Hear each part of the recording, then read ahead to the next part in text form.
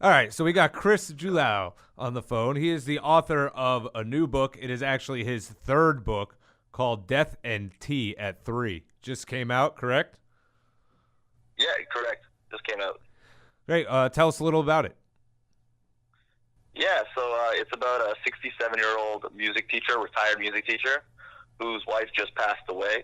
And so he's depressed and he's thinking about killing himself, which sounds really dark, but it's kind of still funny in the way that he doesn't actually want to kill himself. He makes excuses. Like one day maybe the game's on, another day he has to do laundry. So he's always finding ways to kind of get out of his Who knows that he's trying to kill himself? Is it just in his own head he's making excuses?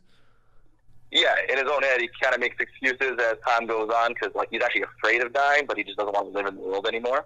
He's kind of sick of it. Oh, that's actually pretty interesting.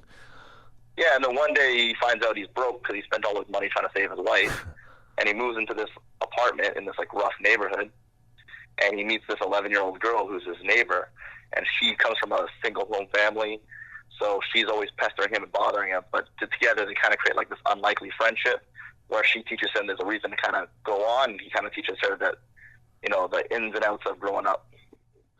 So I know that, like I said already, this is your third book. I have Places Up Here. That was your first book, correct? Yeah. And this is the book. story of Nick. Yeah. What do you find yourself, now that you've gotten a couple books under your belt, like, do you use the same type of style in your writing? Do you switch it up from different book to book? Oh yeah, no, like all three of my books are different style of writing. Like the first one's written like first person. It's very like coming of age story, kind of all in the main character's head. And as I've written more and more books, I feel like I've learned more and more styles, which I can add to my stories, adding like multi-layered stories to it. Okay, so do you think going forward you've actually, I guess actually not saying getting better, but matured as a writer? Do you feel like your new book, Death and Tea at 3, is the better of the three? Oh yeah, most definitely. I feel like every time I write, I get something out of it that I didn't get before. And I'm pretty critical of myself, so like when I write something, after I'm done writing it, I immediately think it's crap.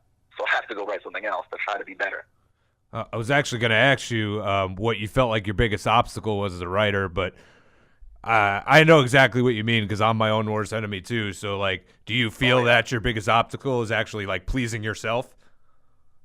Well, yeah, it's pleasing myself, and then like trying to find that balance of pleasing others as well, right? So, like, I was pretty disappointed in my second book because I tried to write that to an audience rather than writing it for myself. And when I did that, I felt like it didn't come out as good as I wanted it to be. Okay, and where are your books available? So they're available on Amazon for sure. I think at least 2 of them are still available on Barnes and Nobles. You can usually find them online, and that's pretty much it right now, I think. So my question is, how do you market this work essentially? Like, I know, like, if for instance, like, let's say this was a children's book, it'd be a lot easier. Like, you're like, oh, I go speaking on like children's talking or so and so. Like, how exactly do you find is the easiest way for you to market yourself cost effectively? Yeah, so marketing is the hardest part. Like when I first started writing, I would just literally go on like forums online and just start talking to other writers or other people that were reading and be like, yo, I'll send you my book for free. Can you read it? Can you review it? As I've gotten older, I've gotten a little bit lazy with that. So now what I try to do is I try to bring it up, become a teacher. I bring it up in schools and I get like other teachers interested and other students interested. And that's how I usually end up getting people wanting to read my stories and passing it along to their friends and family. Okay, so you essentially be like, hey, today's reading material is my book. You got to go buy it, students, or you get an F. I definitely did that one. Yeah, no, honestly, you got to do what you got to do. I've done like book readings too at like malls and bookstores and things like that. I've done that a couple times. That usually gets a small crowd and you get a couple sales here and there. But yeah, I find the best way is just telling like friends, families, my students, other teachers, and they spread it around. Okay, this next question is kind of like, it might be a little curveball, but I feel it's kind of interesting. So basically what I want to know as a writer, so what's a movie that maybe you've seen and you like literally thought, I know what I could do to make this a better movie? Like, and what would you say that movie is you could rewrite to be like, this is what they did wrong, this is what they need to do to make it right? See, I feel like, I don't know if there's a specific movie. I can tell you a genre, though. I feel like a lot of romantic comedies that come out today So are kind of just over the top and cheesy, and they either go to like one extreme or the other. And what I mean by that is I feel like they're either showing you like the very best of humanity, where they're all like extravagant and in love, or the very worst, where they're just like a hot mess and they're crashing and burning all the time. I feel like it's not realistic to like a modern relationship or a modern dating. They're also, I feel they're like, most of the time they're ultra like predictable of what's going to happen anyway. Oh, 100%. 100%. They all follow the same formula, right? And I feel like the formula isn't necessarily what's wrong. I feel like also it's the characters behind them. Because I feel like the formula comes from somewhere, but the characters are not believable in the way that they follow it. okay, so real quick though, I want to know. Let's say you were to write a romantic comedy. Give us a premise real quick off the top that you would say is something you think would be interesting, and that like this is a story that needs to be told, or this is a story I think I could write a good one on, and like would be entertaining. And as I have a follow-up question to that. Off the top of my dome, let's see. All right, so I would write like a coming-of-age romantic story, so someone from like high school. Okay. Right?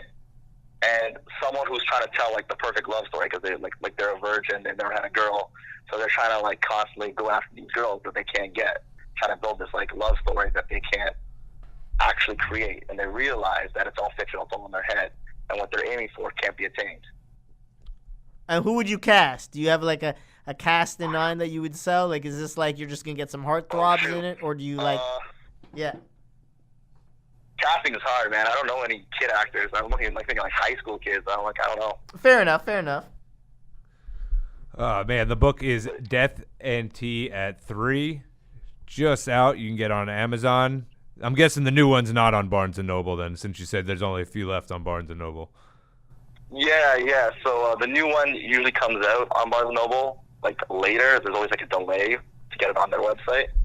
So hopefully it comes out soon, but it's definitely on Amazon right now. All right, good deal. And do you have social media people can follow you, see what you're working on next? Where do? Yeah, absolutely. You can follow me on Instagram at Chris Julal, Julal, and you'll see some dance videos and some writing pieces there.